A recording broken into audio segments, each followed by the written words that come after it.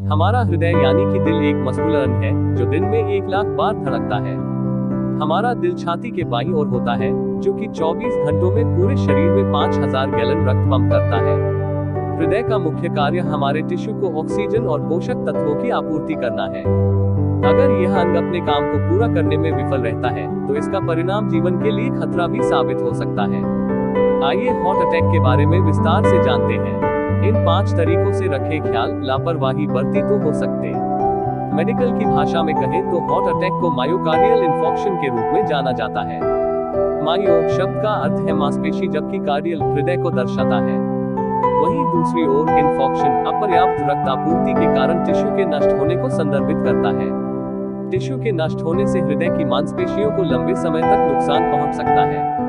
दिल का दौरा एक ऐसी स्थिति है जिसमें आमतौर पर हृदय की मांसपेशियों को रक्त की आपूर्ति करने वाली धमनी पूरी तरह से अवरुद्ध होने के कारण अचानक खून की सप्लाई बंद कर देती है। इससे हृदय की मांसपेशियों की कोशिकाएं मर जाती हैं। धमनी में ब्लॉकेज यानी कि रुकावट अक्सर प्लाक के जमा होने के कारण होती है, जिसके परिणामस्वरूप कोरोनरी हार्ट डिजीज (CHD) होती है। अगर इस स्थिति को बिना उपचार के छोड़ दिया जाए तो यह किसी भी व्यक्ति के लिए घातक साबित हो सकता है। मायोकार्डियल इंफ्रैक्शन या दिल के दौरे के कारण दिल के टिश्यू को होने वाले नुकसान की गंभीरता अटैक की अवधि, अटैक कितनी देर के लिए आया है पर निर्भर करती है। अगर आप पहले ही इस स्थिति का निदान कर लेते हैं और उपचार प्राप्त कर लेते हैं तो आपको कम ही नुकसान होता है। हार्ट अटैक के लक्षण। मायोकार्डियल इंफ्रैक्शन का सबसे आम लक्षण है छाती में दर्द या किसी प्रकार की परेशानी। लेकिन हार्ट अटैक के अन्य संकेत भी होते हैं, जिसमें से कुछ महत्वपूर्ण इनमें शामिल हैं। शरीर के ऊपरी हिस्से में दर्द। अगर आपके सीने में दर्द, बेचैनी या किसी प्रकार का दबाव है जो आपकी बाहों, विशेष रूप से बाएं हाथ, जबड़े, गले और कंधे में होता है, तो संभावना है कि आपको हार्ट अटैक आ रहा है। बहुत ज्यादा ठंडा पसीना आना। अगर आप अचानक ठंडे पसीने से तरबतर हो जाते हैं तो इसे अनदेखा न करें, खासकर जब आप दिल के दौरे के अन्य लक्षणों से गुजर रहे हो। अचानक चक्कर आना।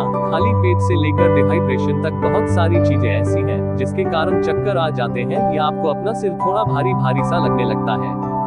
लेकिन अगर आपको छाती में किसी प्रकार की असहजता के साथ सीने में बेचैनी हो रही है तो यह दिल के दौरे का संकेत हो सकता है। साक्ष्य बताते हैं कि दिल के दौरे के दौरान महिलाओं को इस तरह से महसूस होने की अधिक संभावना होती है। दिल की धड़कन का बढ़ना या कम होना। दिल की तेज धड़कन कई कारकों का परिणाम हो सकता है, जिनमें अत्यधिक कैफीन का सेवन और सही से नींद न आना शामिल है। लेकिन अगर आपको लगता है कि आपका दिल सामान्य से कुछ सेकंड के लिए तेजी से धड़क रहा है, तो आपको तुरंत डॉक्टर से मिलने की जरूरत है। खांसी और जुकाम का ठीक न होना। आमतौर पर ठंड और फ्लू के लक्षण दिल के दौरे के लिए खतरे की घंटी नहीं माने जाते हैं। लेकिन अगर आप हालत के लिए उच्च जोखिम वाले समूह में हैं, परिवार का इतिहास, मोटापे से ग्रस्त हैं या डायबिटीज से पीड़ित हैं, तो यह सुनिश्चित करने के लिए एक चेतावनी संकेत हो सकता है। अगर आप फ्लू जैसे लक्षण अनुभव करते हैं जो ठीक नहीं हो रहा है, तो अपने बलगम की जांच करवाएं। बलगम का गुलाबी रंग बताता है कि आपका दिल अपनी क्षमता के अनुरूप काम नहीं कर पा रहा है।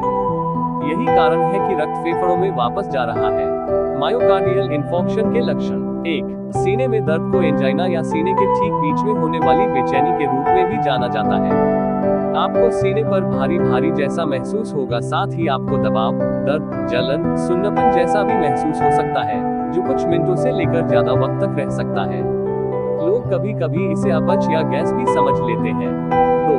हाथ, कंधे, पीठ, जोड़ों या पेट सहित शरीर के ऊपरी अंगों में बेचैनी महसूस होना। 3. सांस लेने में तकलीफ। 4. ठंड लगकर पसीना आना। 5. सीने में जलन। 6. जी मिचलाना। 7. उल्टी। 8. चक्कर आना, कमजोरी या चिंता महसूस होना। 9.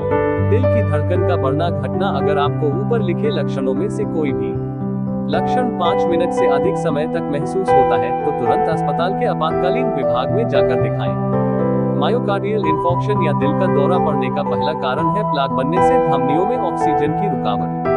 बहुत कम मामले ऐसे होते हैं जिसमें अन्य चिकित्सीय स्थितियों जैसे जन्मजात असामान्यताओं, रूमेटॉइड अर्थराइटिस, ल्यूपस या थैलेमोसिस के परिणामस्वरूप हो सकता है।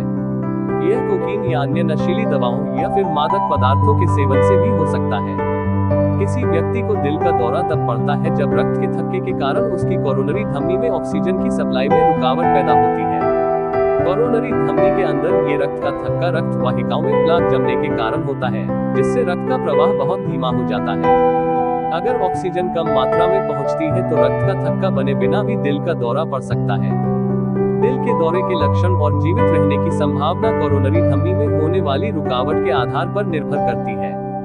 दिल के दौरे के जोखिम कारकों में शामिल हैं। भारत में दिल के दौरे के लिए धूम्रपान और अनकंट्रोल्ड डायबिटीज को प्रमुख जोखिम कारक माना जाता है। अन्य जोखिम कारकों में शामिल हैं 1. High cholesterol level, 2. High blood pressure, 3. कम उम्र में परिवार के अन्य सदस्यों को रहा कोरोनरी धमनी रोग, 4. मोटापा, 5. गतिहीन जीवन शैली। महिलाओं की तुलना में पुरुषों में हृदय रोग का खतरा अधिक होता है। हालांकि मेनोपॉज वाली महिलाओं को दिल का दौरा पड़ने का खतरा बढ़ जाता है। मायोकार्डियल इन्फॉक्शन की रोकथाम कैसे करें? दिल के दौरे को उसके जोखिम कारक का पता लगाकर ही रोका जा सकता है।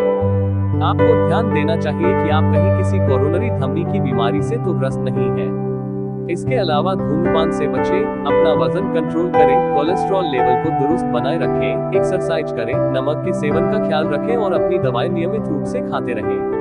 वे महिलाएं जो मेनोपॉज के करीब हैं, उन्हें एस्ट्रोजन रिप्लेसमेंट थेरेपी के बारे में सोचना चाहिए।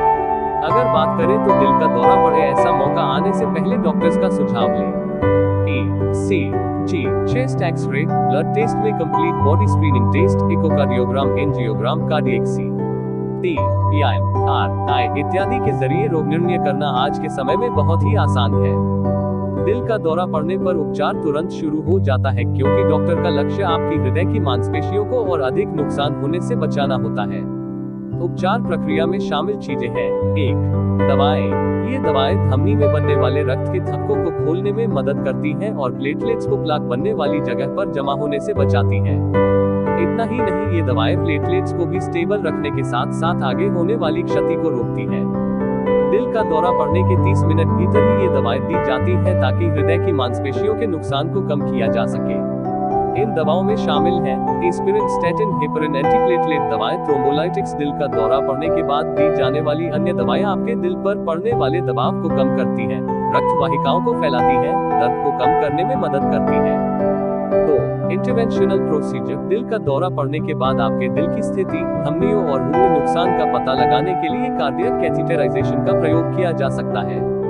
कभी कभी अवरुद्ध धमनियों को एंजियोप्लास्टी और स्टेंट के उपयोग से खोला जाता है। इन प्रक्रियाओं को अक्सर किसी भी बंद नस को खोलने या थक्के को हटाने के लिए थ्रोम्बोलाइटिक थेरेपी के साथ जोड़ा जाता है, जिसे इंटरवेंशनल प्रोसीजर कहते हैं। 3. कोरोनरी धमनी बाईपास सर्जरी। ये सर्जरी तब की जाती है जब हृदय की क्षति इस हद तक पहुंच गई हो कि उस क्षतिग्रस्त धमनी की जगह नई नस लगानी हो। अगर हमारी वीडियो पसंद आए हो तो हमारी चैनल को लाइक, सब्सक्राइब और शेयर कर दें ताकि इसी तरह की हेल्थ से जुड़ी जानकारी आप सभी तक पहुंचती रहे।